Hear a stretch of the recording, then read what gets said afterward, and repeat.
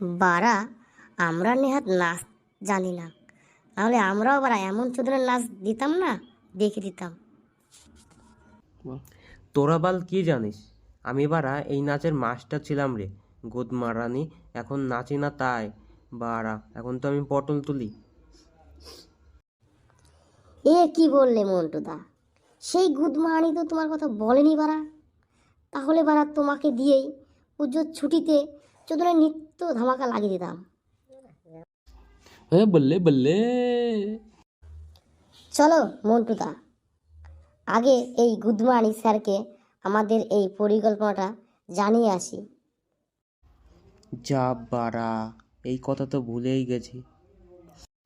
এ বাবা, আমিও ভুলে গেছি যে কি হবে এখন।